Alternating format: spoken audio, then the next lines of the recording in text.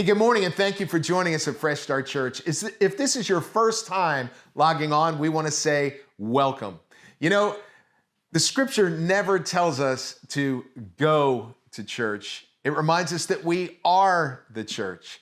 And what we try to do here at Fresh Start is study God's Word each Sunday. We give you a message that's a little bit different. It's not just kind of a sit and get takeaway, but it's a message that stirs discussion. And so it's our prayer that you will hear this and you will gather with some family and friends. There are some discussion questions that you will find online. Use those questions or questions that arise from the text for yourself to discuss the passage and allow God to meet you in your wrestling and discussion. I want to tell you, if you'll give yourself to that practice, you will hear some amazing things from our Heavenly Father.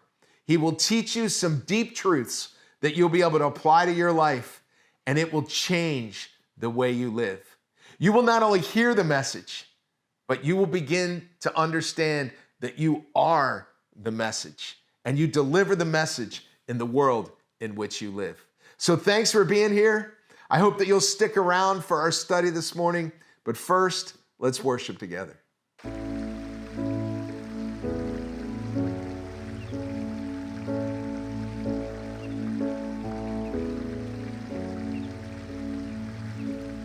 Grand earth has quaked before, moved by the sound of his voice.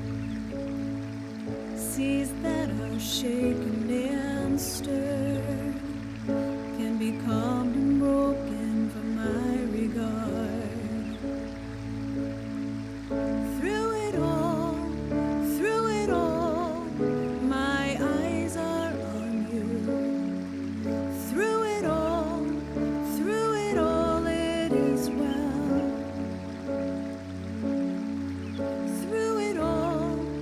Through it all, my eyes are on you, and it is well with me.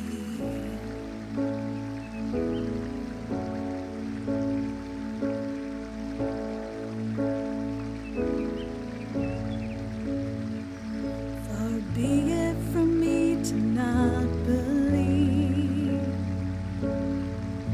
even when my eyes can't see. In this mountain that's in front of me, will be thrown into the midst of the sea. Through it all, my eyes are on you. Through it all, it is well. Through it all, my eyes are on you, and it is well. It is well.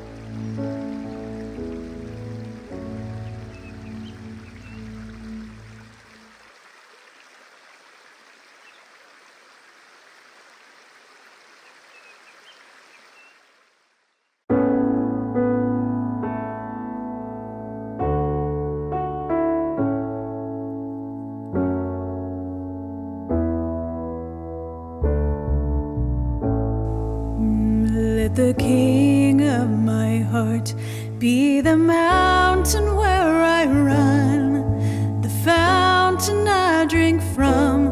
Oh, he is my song. Let the King of my heart be the shadow where I hide, the ransom for my life. Oh, he is my song. You are good, good. Oh, you are good, good. Oh, you are good, good. Oh, you are good, good. Oh, let the King of my heart be the wind inside my sails, the anchor in the waves. Oh, he is my song. Let the King of my heart be the fire inside my veins, the echo of my days. Oh, he is my song. And you are good, good. Oh, you are good, good. Oh, you are good, good. Oh, you are good, good.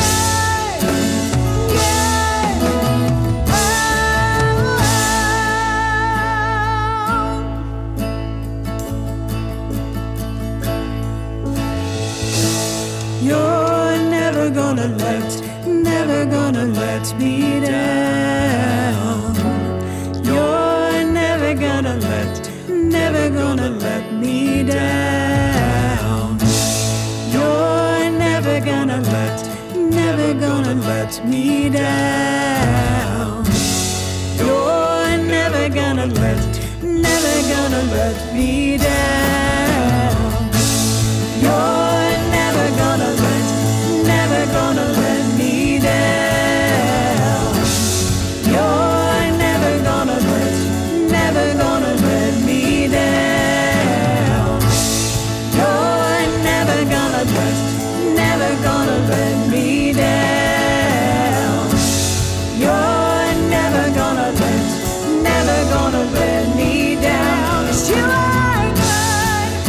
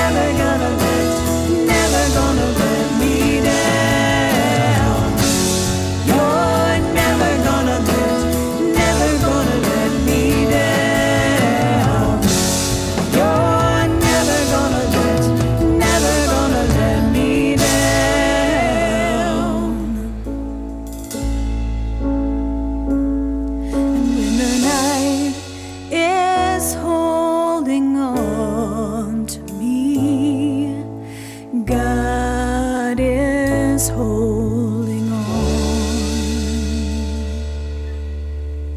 Well, good morning, everyone.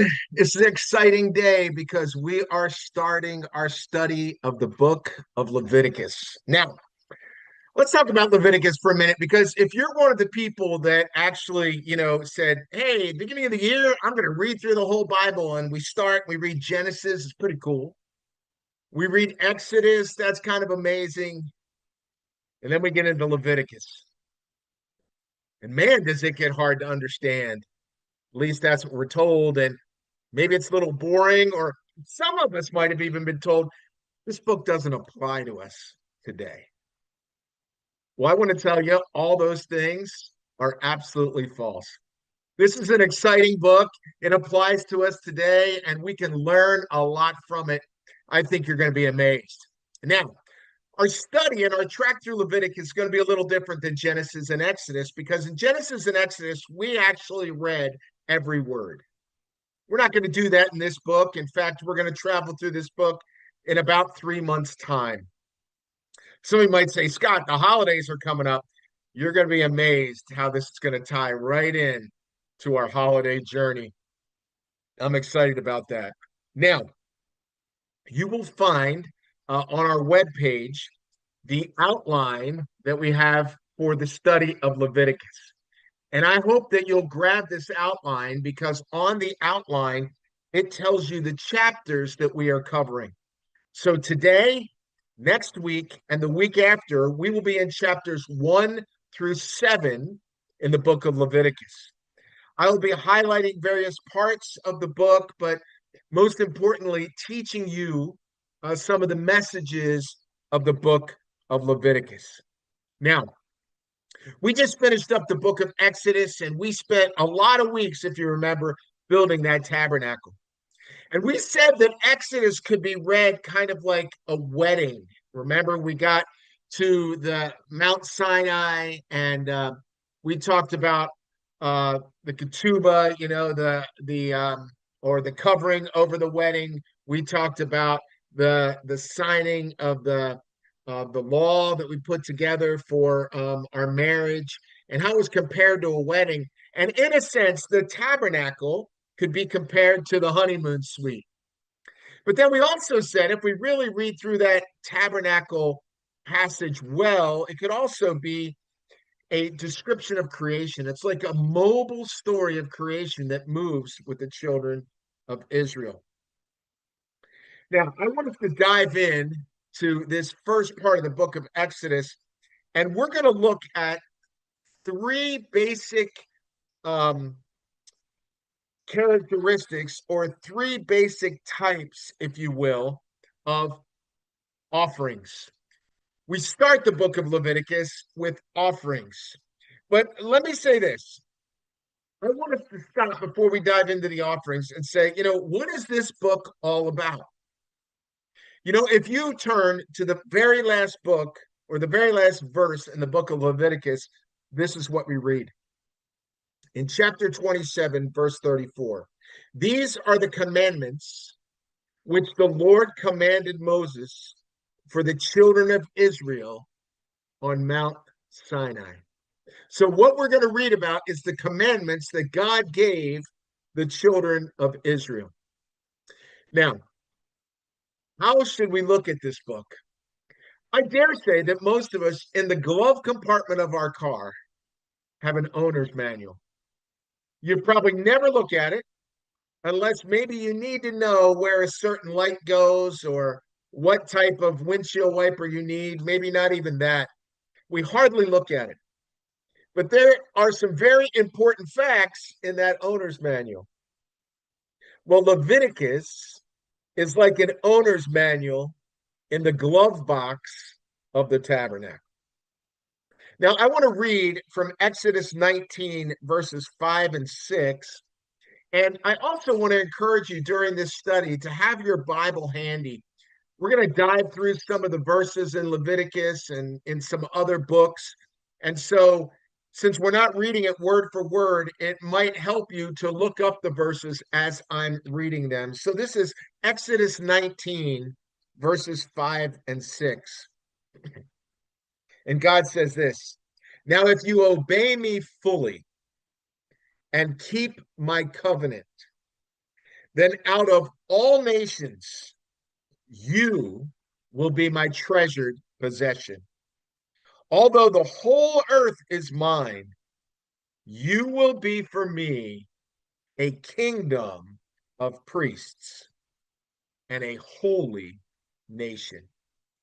I want us to keep that in mind as we read through Exodus, that God said his people would be a kingdom of priests. We're going to look at a lot of qualities of a priest, but here are the first two. A priest puts God on display.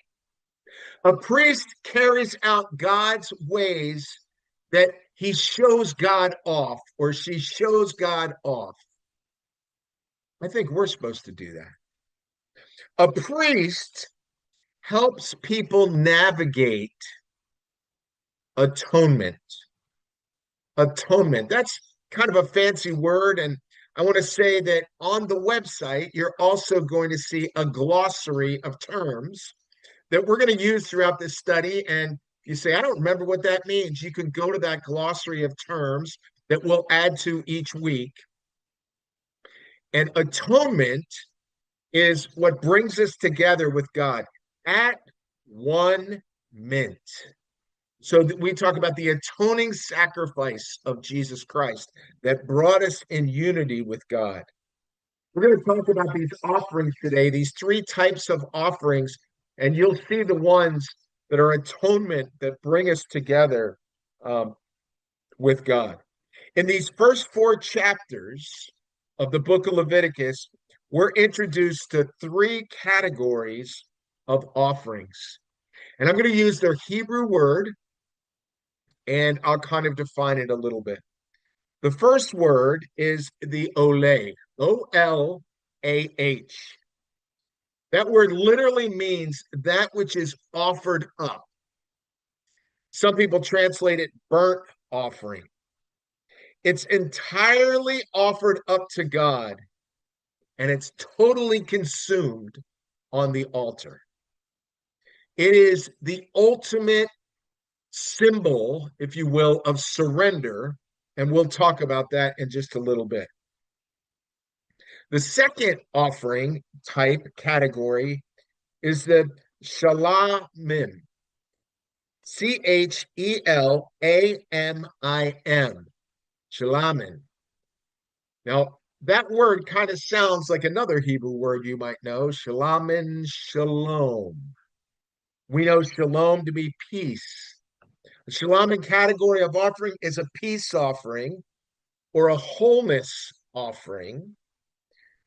Some of the offering of the shalamin is consumed on the altar. Some of it is consumed by the priests. So this is different. The oleh, the whole thing was consumed on the altar. The shalamim, part was consumed on the altar, part was eaten by the priests. And most of it was consumed by the owners of the animal. So if I bring a peace offering to God, part of it's going to be consumed on the altar. The priests are going to eat some of it, but my family is going to eat most of it. That's the peace offering. Now, why is that? We're going to look at that in just a minute.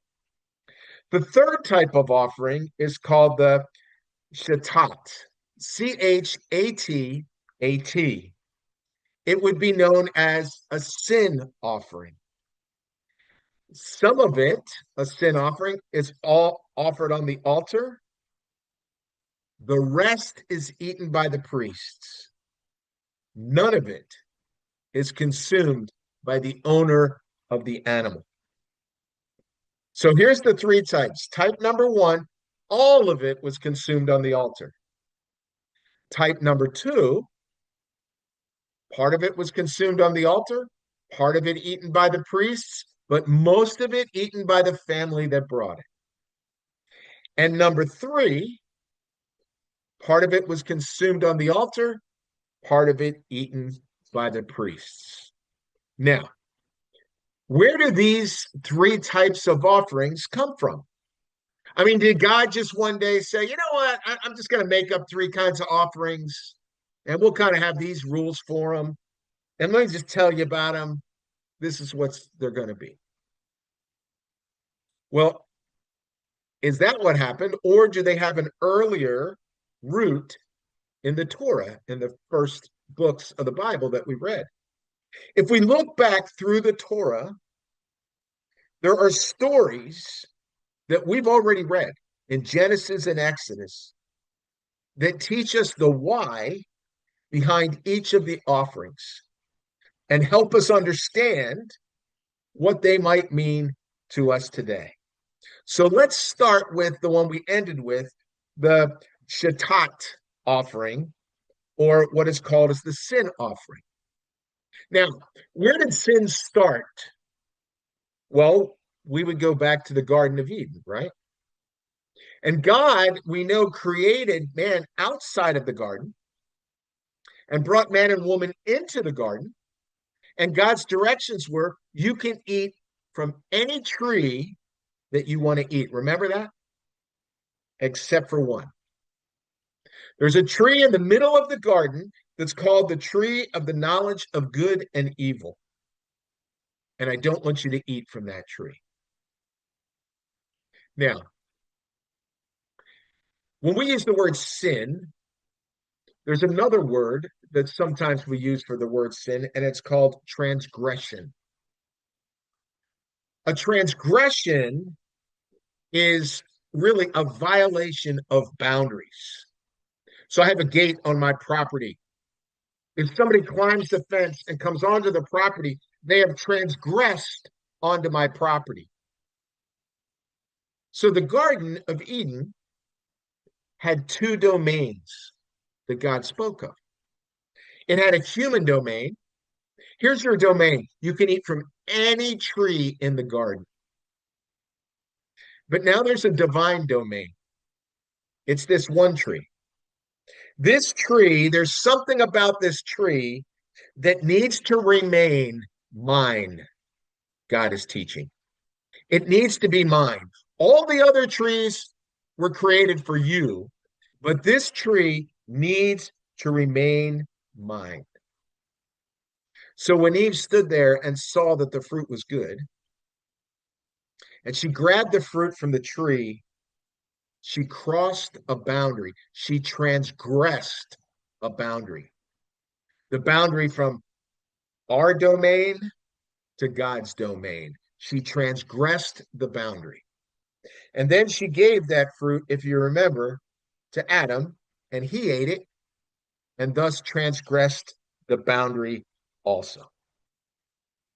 Now, I want you to look at sin through that lens for a bit as we read through the book of Leviticus, that sin is really a boundary crossing.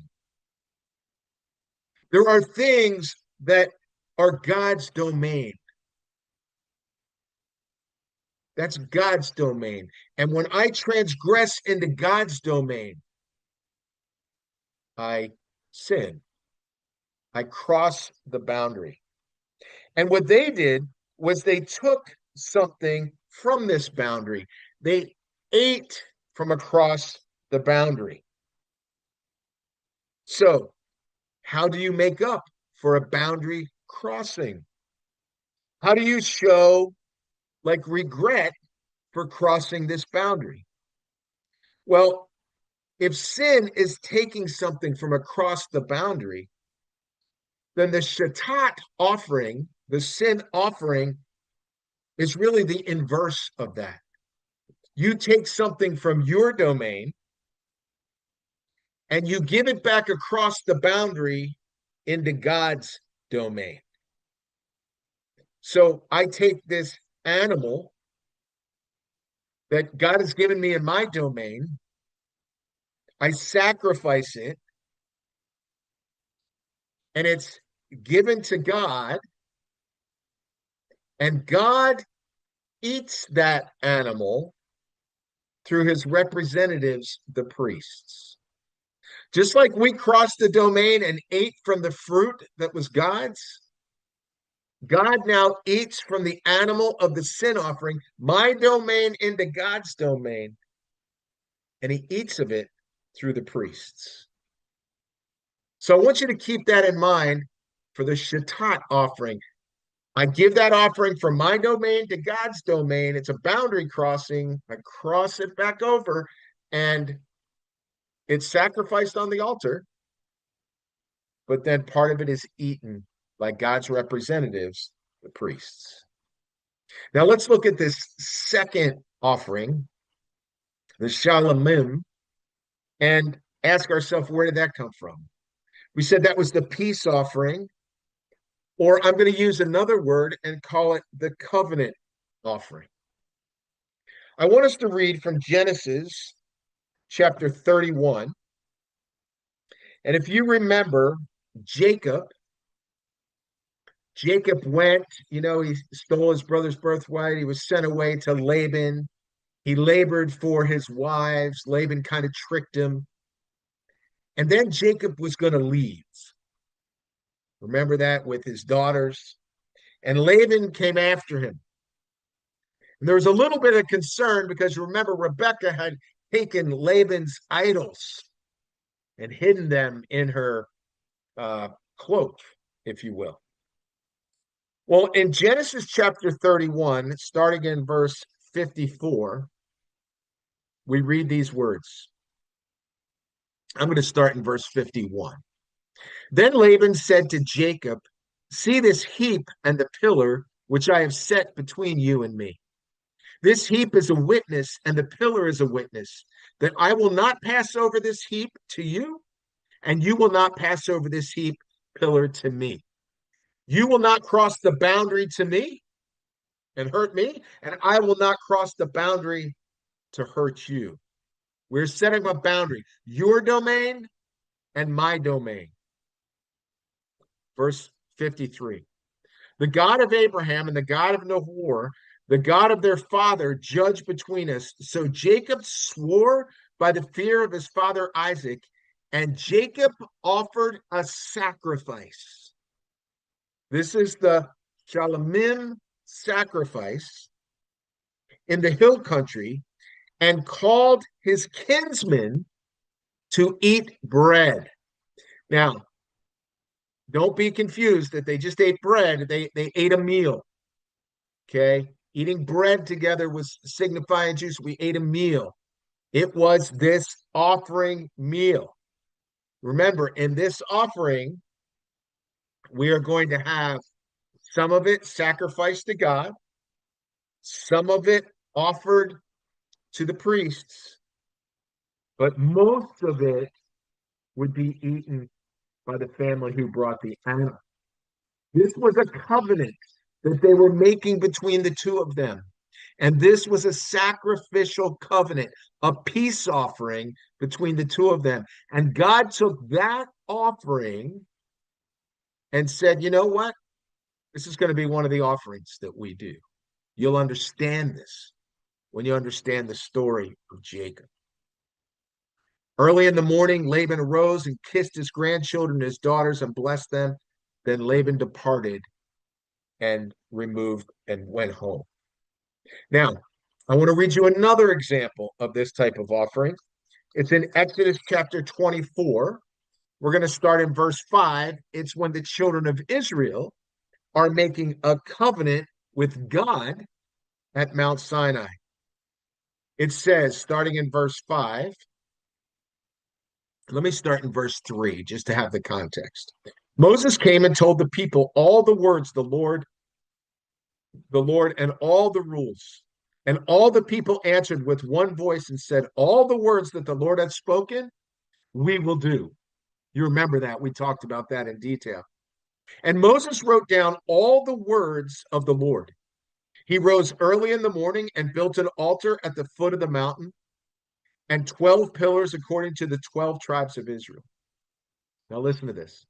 And he sent young men of the people of Israel who offered burnt offerings and sacrificed peace offerings of oxen to God.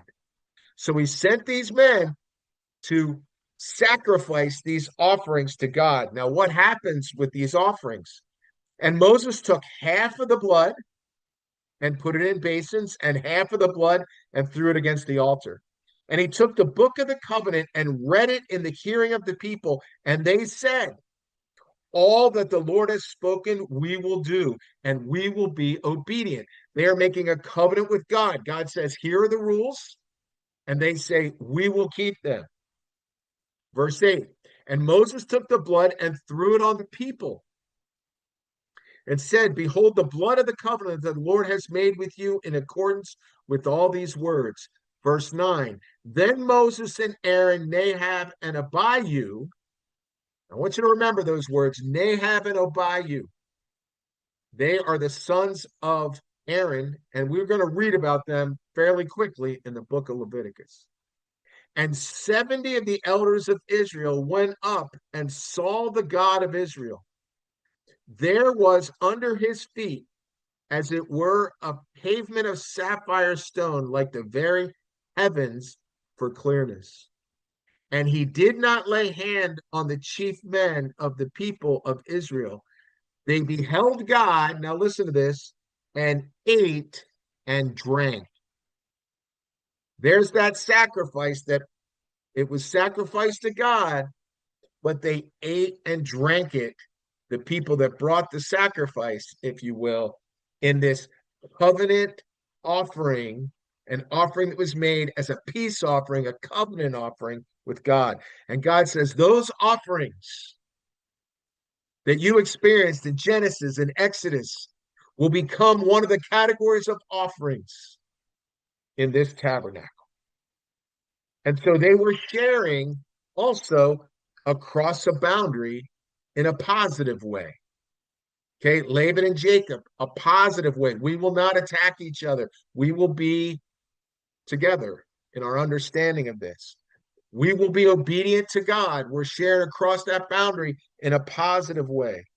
And part was given to God, and part was eaten by the owners, and part was sacrificed on the altar.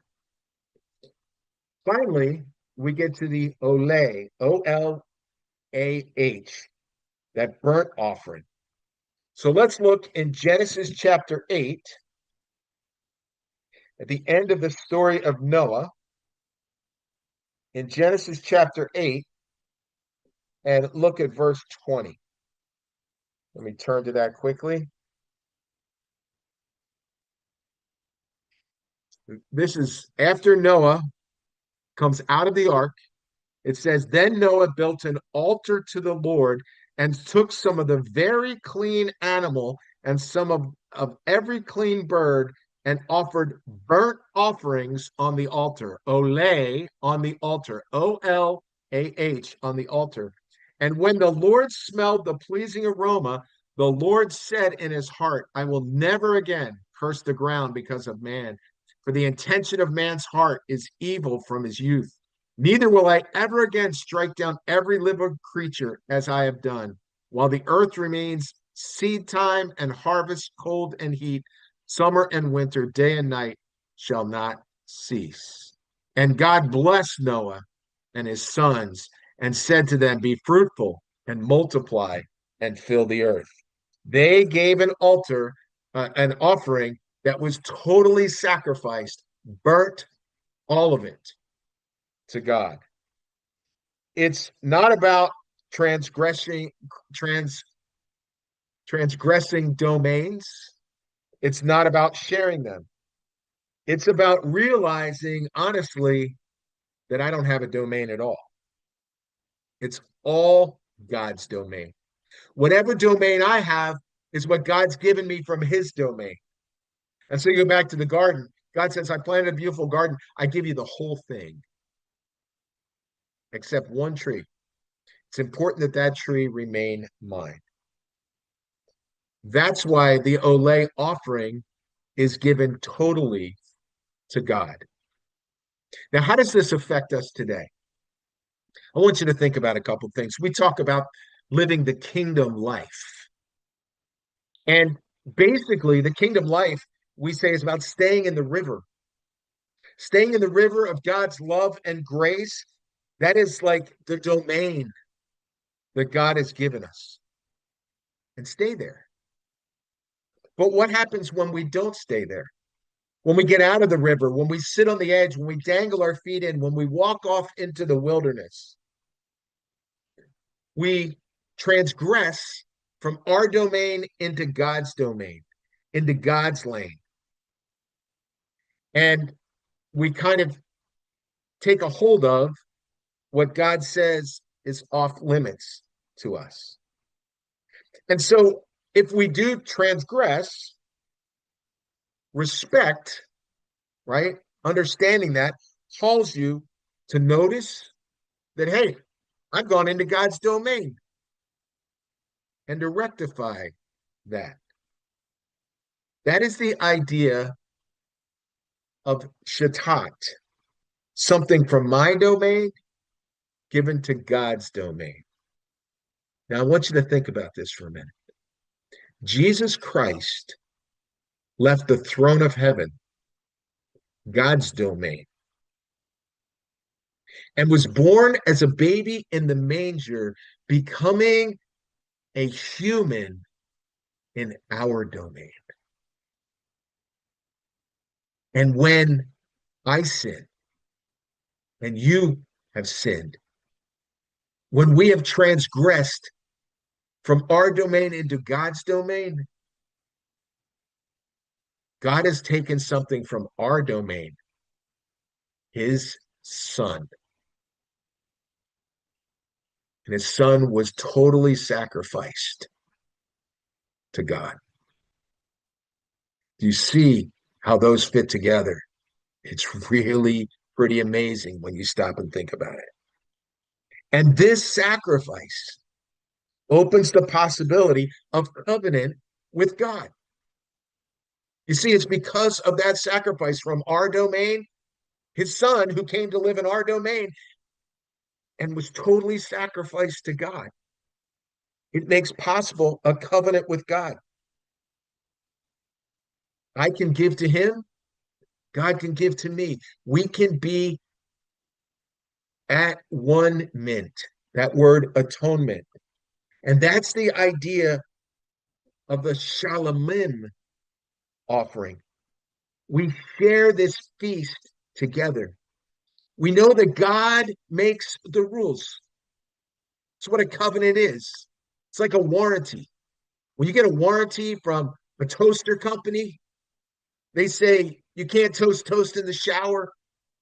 As long as you don't do that, we'll warranty the toaster. They make the rules. We get to accept them and keep the warranty. That's a covenant. God makes the rules. We get to join him, accept them. We will do everything that God says, the Israelites say. And we have that offering where some is sacrificed to God. The priests eat some, but the majority of it is a feast that we feast on to say, we are joining you. We're going to look at that when we talk about Passover again. And as you and I experience covenant with God, there's an awe that takes place in our being. Because we realize, like I said, we don't have a domain. God's given us domain. Awe calls us to surrender entirely. When you look at God with awe, you fall on your face to the divine. And that's the idea of the Ole offering. It's totally surrendered to God. Totally burned. Now, it's very interesting that the book of Leviticus starts not with laws, but it starts with offering. Because I believe God wanted his people to know the first thing we're going to take care of is our relationship. Because I want you to understand something. Keeping all the laws is not what brings you into relationship with me. It's sacrifice and surrender that brings you into relationship with me. It's these offerings that bring us into atonement. When you walk in atonement, you will walk this way. You will keep these laws. This is how you will live when you walk in atonement. You see, it's the same thing for us today. For people to say, listen, you got to live right so that you live all the things God wants you to live so you can be in a good relationship with Him. No. God took care of that first on the cross of Calvary. When He sent His Son, first of all, from heaven to earth to be a part of our domain and to be sacrificed in His domain, that our sin would be forgiven. God says, I'm going to take care of your atonement first. And then I'm going to teach you my ways. Because when you walk in atonement, when you live in the river, this is the way you live. You keep my ways. That is why this book starts with offerings, not with laws. And God is teaching this to His children thousands of years ago, even before His Son walks on this planet. I hope you're starting to see some of those connections. And I want to tell you, it gets better from here. But there was a ton that we talked about today, and you need to discuss it with some family or some friends or some people that can help you wrestle with questions you have and thoughts and all kinds of things. Hey, there's some questions that you'll find in the chat box. Again, if you're watching on Sunday morning at 9, we would love to have you join us on the Zoom call. But please, please, please join a discussion about these studies in the book of Leviticus. Hey, you have a great discussion, a fantastic week, and we'll see you next Sunday with part 2 from the book of Leviticus. Have a good week, everyone. Gonna hold my body down.